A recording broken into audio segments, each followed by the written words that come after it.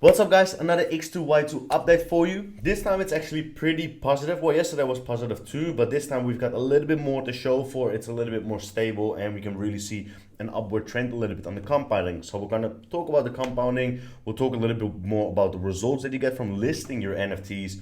Of course, we'll talk a little bit about the phishing stuff that has been going on as well on OpenSea. We'll talk a little bit about the overall project and the movement that's going on with X2Y2 and the price, right? I think that's going to give a good overview of where we're at. Price is sitting at 150 right now. I actually wanted to do the video 2 hours ago and then I decided I wouldn't because I wanted to do it roughly 24 hours after the last video so we can see the exact results after 24 hours, right? I didn't make it. It's 21 minutes later. I'm very sorry, but still roughly the same results will apply.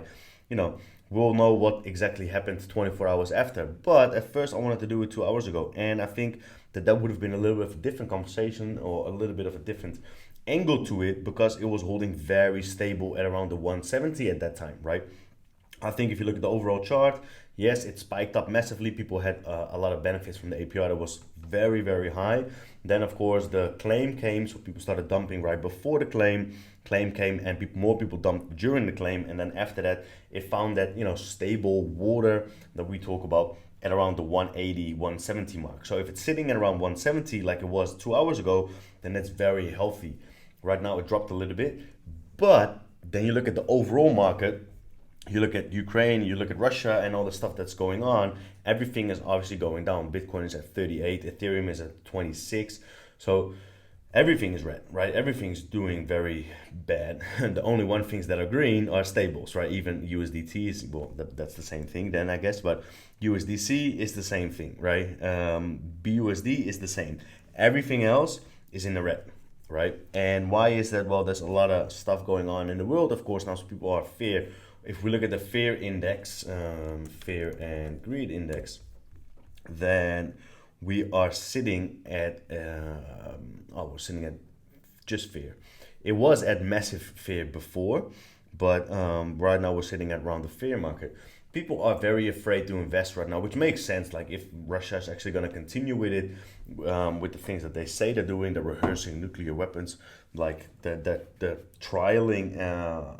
It's kind of bragging about all the weapon power that they have, army power they have. But yeah, because of that, everything is going down. So if you look at it that way, and everything is going down, well, in that case, 150 for X2Y2 is not even that bad. So my point is if it was 2 hours ago and it was sitting at 170, that was like proper bullish because it means that it was holding stable at around the same mark where everything else went down. So if you would sell your X2Y2, you would get a lot more back for it if you would convert it to, for example, Ethereum, right? Same as why it's always good to have stuff in stables when the market is going performing like this. So yeah, it did drop a little bit, but everything dropped, so it's not that big of a deal, sitting around 150. Let's go to the rewards, right? So we'll go to the staking reward, to the NFT listing rewards first. Yesterday we talked about this a little bit. I then delisted my NFTs this morning when I saw all the stuff that was going on. And I think that was a good move. You can go to a website and you can like delist everything just to make sure that you're not gonna get in trouble, because here on OpenSea we know that there's stuff going on. People got emails about phishing attacks. There were like fake emails sending through. You had to click a link. They were able to get into your wallet. It was nasty. So it definitely wasn't fun for people that did click on the link. Some people lost their NFTs, that got stolen. Azuki got stolen. I think a couple of Azukis were listed for very cheap, below the floor price. They were actually pretty rare ones. I don't know if that's still the case. Maybe they fixed it or maybe they sold. I don't know. But some of them were stolen and then they got listed for very, very cheap. I don't think that that's the case with this one. But yeah, that stuff is at least going on. And X2Y2 did say something about it as well. They said it wasn't with them. Given the recent OpenSea phishing exploit, we'll be taking steps to bolster our anti-phishing policies as it relates to X2Y2 emails. This feature is expected to be live in a couple of hours. It's pretty cool because what they've done is they've sent you a code. I haven't actually done this yet, but you can activate a code, and then every time you get an email, your your private code will be in there, so you know whether the email is actually from them or whether the email is a scam, right? So I think that's pretty clever. So what I've done is I've listed these yesterday. The price has gone down a little bit, so we want the next one to pop up, and during the video yesterday it popped up already, so we were able to see this and we were able to see the rewards here. We can't see the rewards for today yet, which is unfortunate. You're able to claim up to 3 days, right? So what you want to do is, well, the first day there was like nothing there, and then the second day there's barely anything there, which is not going to be worth the gas fee or like worth claiming. So I'm going to wait until I can claim the 19th, the 20th, and the 21st. And if you can claim those 3 days, I will collect. Why? Is well, because you gotta get paid gas fee over it, so it's gotta be worth it, right? Gotta make sense. $27 gas fee, not that much, which is fine. I hope maybe if we're lucky during this video, we're gonna be able to see the next bit, and then we can see how much we're able to claim today, because I listed a lot more. I relisted my mutant because I delisted my mutant, but for you guys, I'll just list it again and see what the results are. You get 20 tokens here, so you get $30 for it in a day. You gotta also look at whether it's gonna be worth listing it, yes or no, because you gotta pay gas fee for listing a new NFT, right? So today, I've listed 4 of these woman rice. I also listed a identity from Neo Tokyo, which is obviously a little bit more expensive, and I think another one that was worth a little bit more money. So I was able to list those higher, so that's obviously gonna give you more returns. But these, like, you get $6 here, you get $6 here. That doesn't really do a whole lot, right? You pay $10 in gas fee, so you gotta make sure that you actually have them listed for at least 2 days to just earn the gas fee back on itself, right? Then the staking reward. So APR is still sitting at 2,900%. I didn't actually end up writing down the APR here, because usually with the Luxray we wrote down the APR. It doesn't mean that that's the actual APR of that day or of that moment when you write down the result, but it does give a bit of an indicator of how fast it's going down. Yesterday it was sitting around 4,400. So definitely still declining, but the decline is going a little bit less fast, and considering everything above 1,000% APR is still massive, is still a lot. We're definitely sweet for, I'm gonna assume, for at least another week. So if price doesn't do too much, then we're sweet for another week. I think with the market performing this bad, this is, on itself, having a high APR like that is very clever, because everything goes down. Yes, you can go in stables as well, and then at the bottom, or roughly the bottom, you buy in. You just find you find a low ground. If you go to, I don't know, let's say Ethereum, pretty stable, right? You find a moment that you buy in again. Eventually, there's going to be some positive news out there. The war doesn't continue, or it's over, or whatever. Things turn around. If you then have a lot of things in stable, you can gain like 20, 30, 40% overnight by just making a good move, putting stables in a coin, right? That's an option. Also, you could just sit it out, write it out, and wait. I'm not saying put all your money in X2Y2 right now because the market is doing bad, but if you got it in there anyway, I'm not going to take it out now because, stuff might happen with Russia. I'm just going to let it sit there, benefit from all the APR, because I just gain tokens and gain tokens and gain tokens and gain tokens. And then as soon as market turns back around, this price probably, I'm going to assume, hopefully, goes back up as well. It doesn't even have to be that much, but if it goes back to 150, 180 towards $2, then I would have a very decent amount of results. Cool. 4,060 is where we're sitting at right now. So 4,060, we're at 4 p.m. right now. So it is sitting at, let's write it down like this, right? 4 p.m., which means we've gained an additional 345. So 345 means we're sitting at 725 tokens right now. Is this correct? 300, yes. 45, yes. 45, yes. 725. This is where we're sitting at right now. We've gained ourselves 725 tokens at a price of 148. So we're sitting at just above the $1,000 that we've gained so far from the staking, right? So 150, roughly 150 times 725 tokens.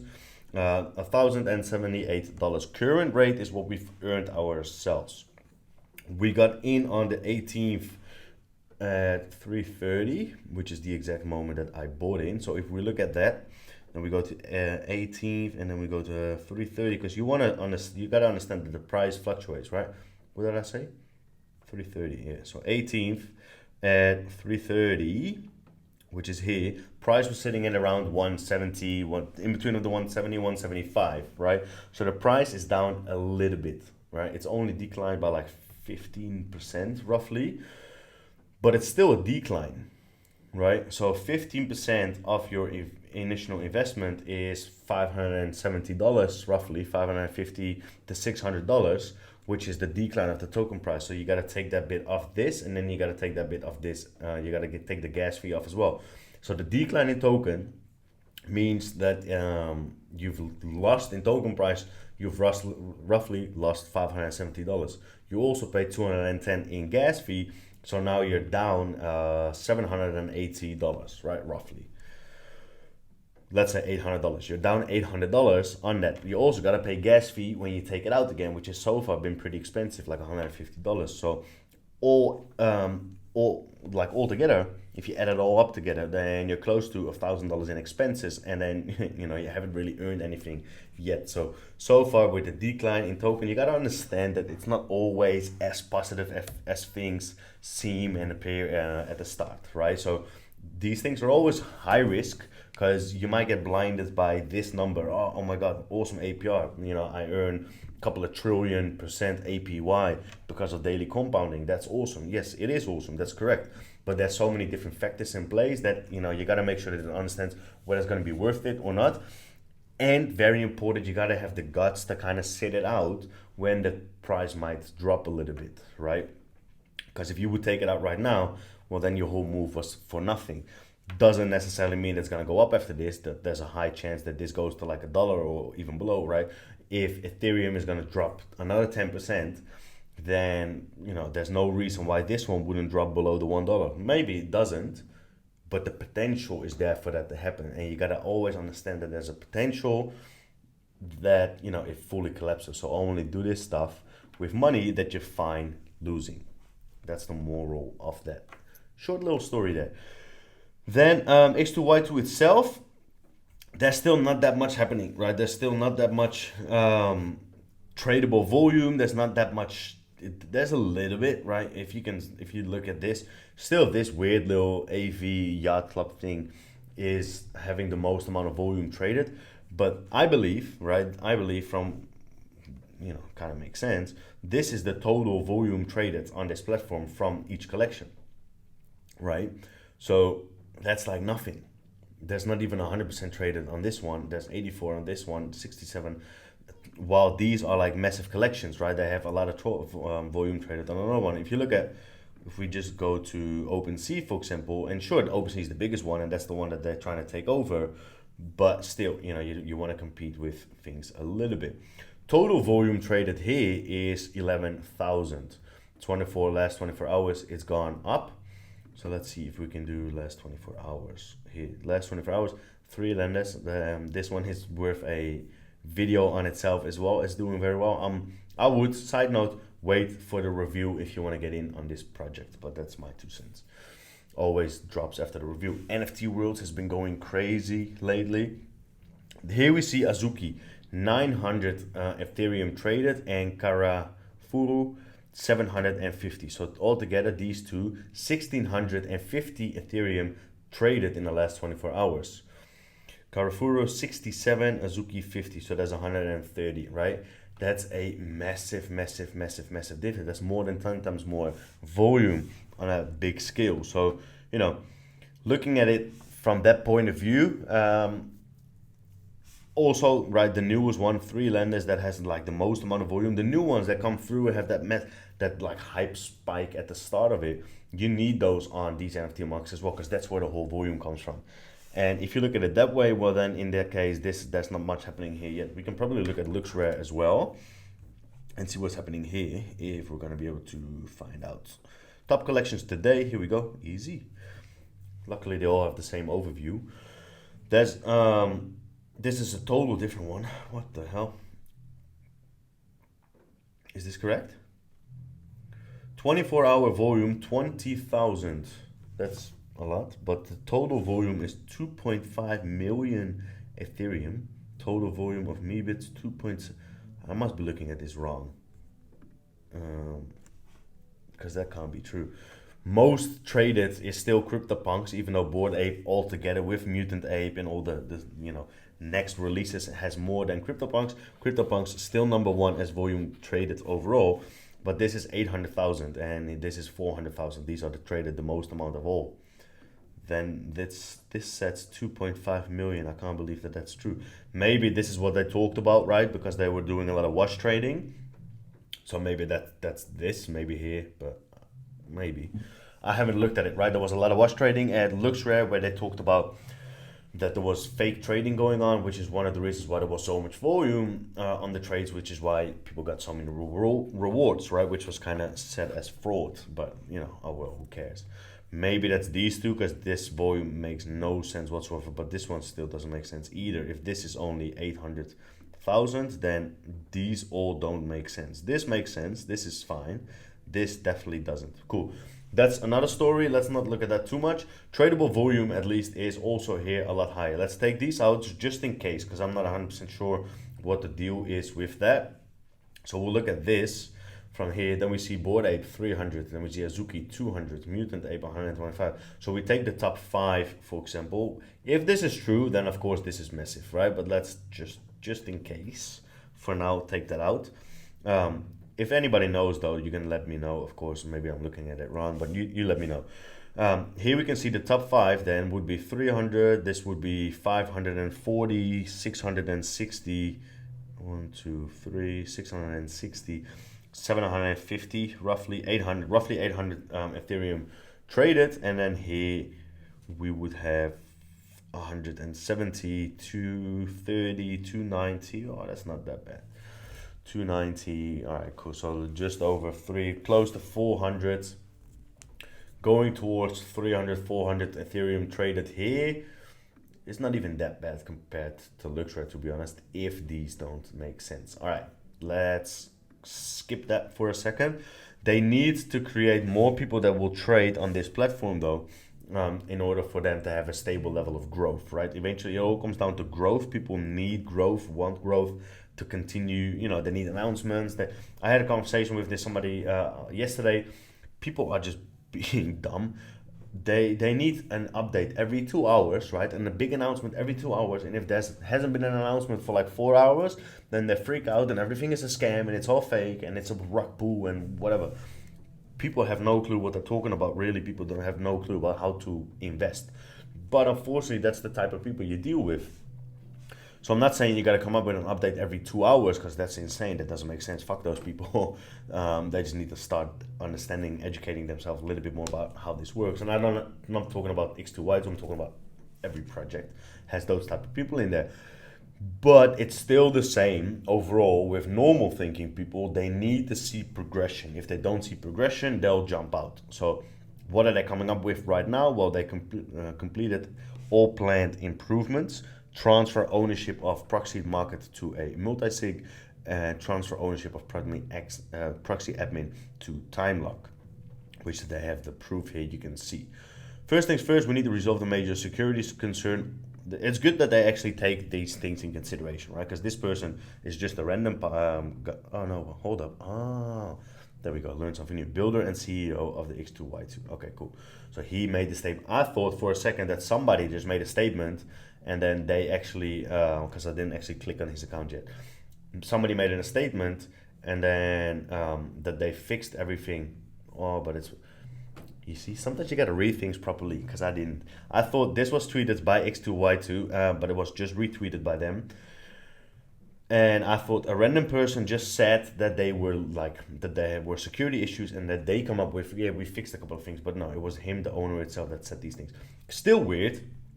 All NFT listed on X2Y2 have approved 721 delegate to transfer them, which is a quite simple smart contract deal and transfers to X270. I'm sorry, ERC721 NFTs. All right, old and then the new. There's a new system in place. 2.6 currently, only the main contract of the market can control.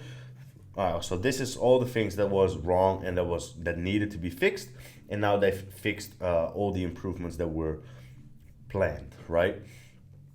Time lock controller on, and now X2 delegates sole admin role is owned by time lock controller. Another security thing that has been fixed. I just find it weird that they didn't do these things beforehand. They should have fixed this all before they actually went live, right? That this should all be in place, but I guess they're developing and they're learning. Quick update for y'all, we added the X2Y2 marketplace to our data. You can now also visit X2Y2 to make NFT purchases while viewing collections data on nftgo.io. So they are coming, other websites, other tools are now coming up by using X2Y2. That needs to be done for that mass adoption that we talk about. Given the recent, okay, cool. So this is the code that you get, right? And the code, only when you have the code, it means that the email is actually from them, which I think is clever, that's smart. And that's kind of all the well, of course it makes sense that everything has been going on about the whole NFT exploit, right? Hackers using a helper contract deployed 30 days ago to call on OpenSea contract deployed 4 years ago with valid automatic match data. Likely a signature phishing attack from several weeks back. The attacker is exploiting now before all listings expire. Very scary that all this is actually, you know, happening and possible.